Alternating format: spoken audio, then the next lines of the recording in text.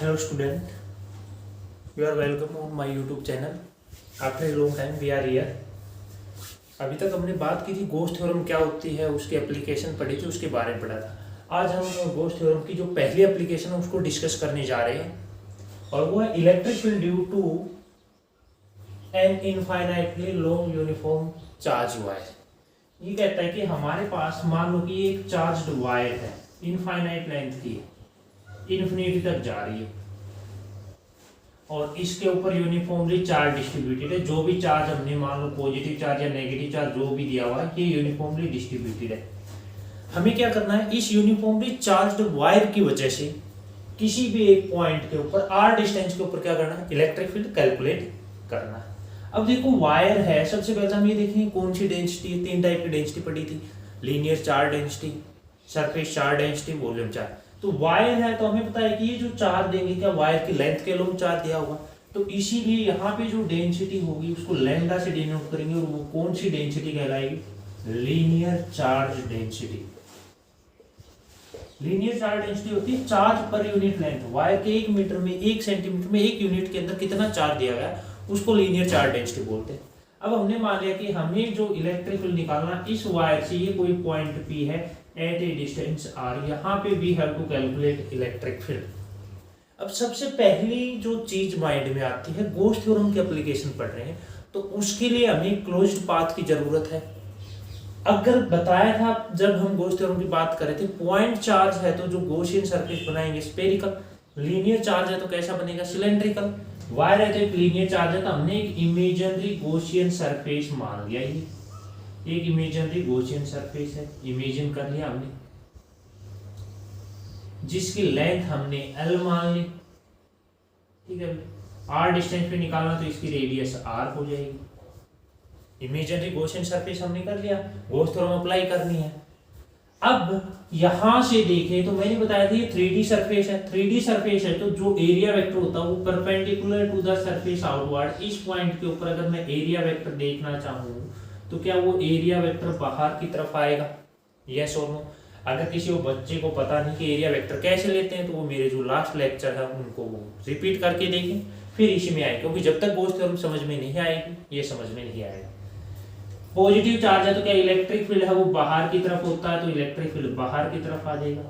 इस पे देखोगे तो क्या इसका सरफेस ये बन रहा है, देखो ये वाला हिस्सा, और इसका एरिया वेक्टर इस सरफेस के परपेंडिकुलर क्या ऐसे होगा, यानी कि यहाँ जब हम एरिया वेक्टर देखना चाहेंगे परपेंडिकुलर टू द सरफेस ऐसे जाएगा और यहाँ पे इलेक्ट्रिक फील्ड तो वैसे ही रहेगा आउटवर्ड। इसी प्रकार से यहाँ का एरिया वेक्टर इधर जाएगा और इलेक्ट्रिक फील्ड तो इधर ही रहेगा। इसको मैं रीजन फर्स्ट मान लेता हूँ, इसको सेकंड मान लेता हूँ, इसको थर्ड मान लेता हूँ। Is that clear? अब देखो गोस थ्योरम क्या कहती है, नेट फ्लक्स अगर मैं निकालना चाहूँ तीन वजह से, फर्स्ट रीजन का फ्लक्स प्लस सेकंड का और प्लस में थर्ड का। फ्लक्स का फॉर्मूला हमें पता है integration of E dot D S cos theta. देखो फर्स्ट रीजन में इलेक्ट्रिक फील्ड इधर जा रहा है, एरिया वेक्टर इधर जा रहा है, क्या थीटा 90 डिग्री होगा प्यारे बच्चों, तो 90 डिग्री पुट कर दिया। प्लस सेकंड रीजन में आएंगे, ये फर्स्ट के लिए था, ई डी एस कोस 0। देखो एरिया वेक्टर भी इधर आ रहा है, इलेक्ट्रिक फील्ड भी इधर आ रहा है तो थीटा 0 हो जाएगा।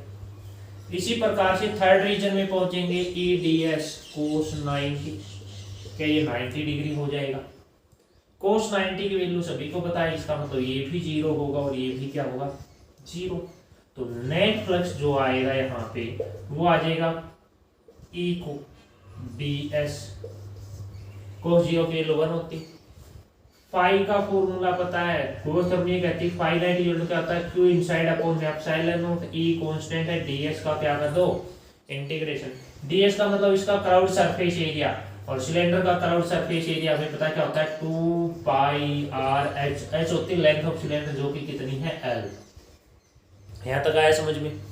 अब हमें ये देखना इसके अंदर नेट चार्ज कितना आएगा, अब हमें नहीं पता तो क्यू नेट कैसे निकालें, ई इज इक्वल हमारे पास लैम्डा इक्वल होता है क्यू इनसाइड अपॉन में एल, कितनी लेंथ है कैपिटल एल, तो क्यू इनसाइड का फॉर्मूला यहां से क्या बन जाएगा लैम्डा एल, तो पुट कर दो लैम्डा एल अपॉन में एप्सिलॉन नॉट ए इंटू में 2πr एल से एल क्या हो जाएगा, कैंसिल आउट। हमें तो इलेक्ट्रिक फील्ड निकालना है तो कितना आ जाएगा, E is equal to lambda upon में 2πr। This is the electric field at a distance r due to a infinitely long charged wire.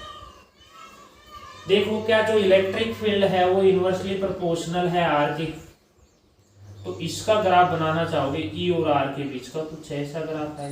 इस साइड इलेक्ट्रिक फील्ड ले लें, इस साइड R ले। जैसे जैसे हम वायर से दूर जाते जाएंगे इलेक्ट्रिक फील्ड क्या होता जाएगा, डिक्रीज होता जाएगा। फॉर न्यूमेरिकल निकालना चाहें तो इस इक्वेशन को 2 से मल्टीप्लाई कर दो, 2 से डिवाइड, 2 लैम्डा अपॉन में 4/ε0r, क्योंकि हमारे पास 1 अपॉन में 4/ε0 की वैल्यू होती है तो इजी हो जाएगा। तो ये था इलेक्ट्रिक फील्ड, बिल्कुल सिंपल है। सबसे पहले एक इनफाइनाइटली चार्ज्ड वायर ली, उसके बाद हमने उसका एक गॉसियन सरफेस इमेजिन किया, फिर एरिया वेक्टर बनाया। यहाँ से एक बात समझ में आ गई कि ओनली जो कर्व्ड सरफेस एरिया होता है वायर का वही फ्लक्स देगा, क्रॉस सेक्शन एरिया कोई फ्लक्स नहीं देगा, फ्लक्स के अंदर कोई पार्टिसिपेट नहीं करेगा।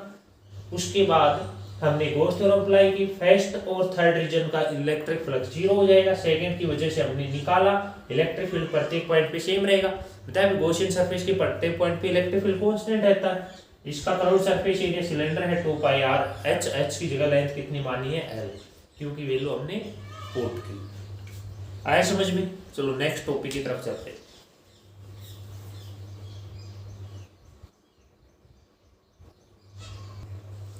अब हम बात करते हैं electric field due to a long conducting cylindrical wire.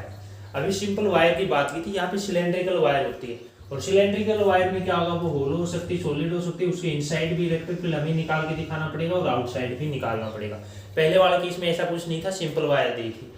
अब सबसे पहले तो कंडक्टिंग हो या होलो, होलो का तो मतलब होता है अंदर से खाली हो। अगर अंदर से खाली, इसका मतलब जो भी चार्ज होगा क्या उसके सरफेस पे रिसाइड करेगा। सॉलिड अगर कंडक्टर है तो कंडक्टर की एक प्रॉपर्टी होती है कि अगर कंडक्टर को हम चार्ज देते हैं तो वो जो चार्ज होता है resides on outer surface. Charge given to a conductor always resides on its outer surface. अगर हम किसी भी कंडक्टर को चार्ज देते हैं वो हमेशा उसके आउटर सरफेस पे चला जाता है। तो इसका मतलब सॉलिड और होलो के लिए डेरिवेशन सेम रहेगा। अगर वो कंडक्टर है, नॉन कंडक्टर है, तो उसके लिए हमारा डेरिवेशन चेंज हो जाएगा।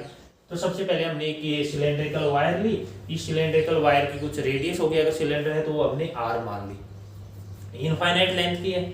और हमने ये क्या किया, इससे सबसे पहले इलेक्ट्रिक फील्ड निकालना है at a distance r, outside, बाहर निकालना है। इसका मतलब ये जो स्मॉल r डिस्टेंस पे निकाल रहे हैं ये कैपिटल R से क्या होगा, बड़ा होगा। पहली वही बात होगी, हमने क्या करना है, गॉसियन सरफेस इमेजिन करना है बच्चों। ये गॉसियन सरफेस इमेजिन कर लिया हमने, और इसकी लेंथ हमने क्या मान ली, L मान ली। यहाँ का एरिया वेक्टर देखोगे कि अब बाहर की तरफ आएगा परपेंडिकुलर टू द सरफेस। अगर मैं मानता हूँ इस सिलेंडर को हमने पॉजिटिव चार्ज दिया हुआ है तो क्या इसकी इलेक्ट्रिक फील्ड लाइंस भी बाहर की तरफ आएंगी, यस और नो। इस सरफेस का एरिया वेक्टर देखोगे, देखो इस क्रॉस सेक्शन के परपेंडिकुलर क्या बाहर की तरफ होगा, but electric field lines positive charge है तो इधर ही आएंगे, तो एंगल कितना हो गया, 90 डिग्री, थीटा।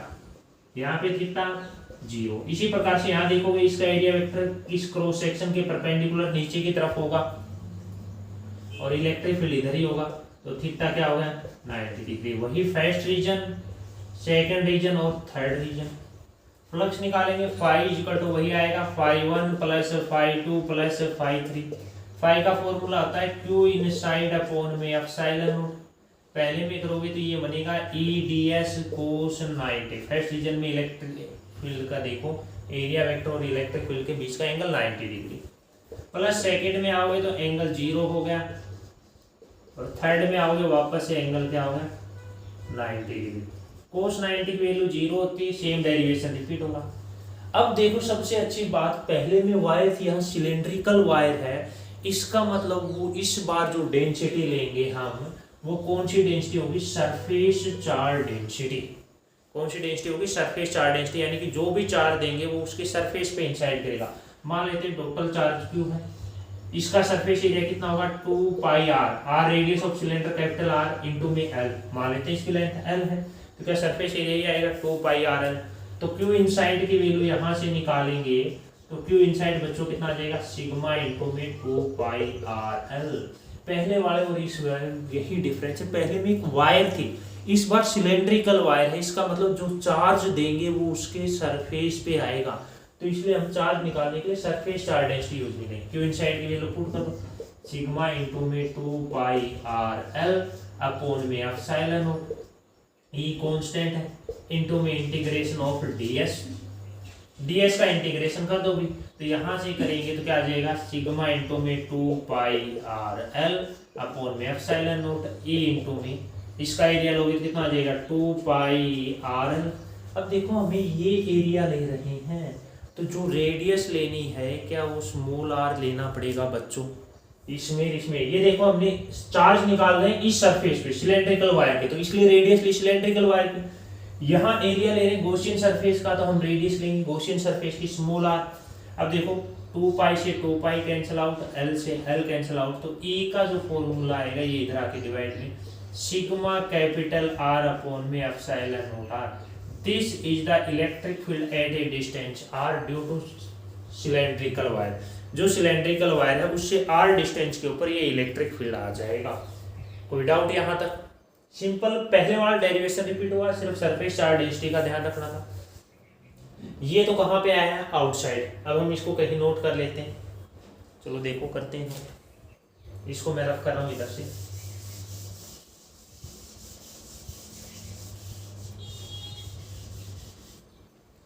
तो E आउटसाइड आ गया हमारे पास सिग्मा r अपॉन में एप्सिलॉन नॉट r। अब E सरफेस पे निकालना, सरफेस पे निकालेंगे तो हमें पता है कैपिटल R और स्मॉल r बराबर हो जाएंगे।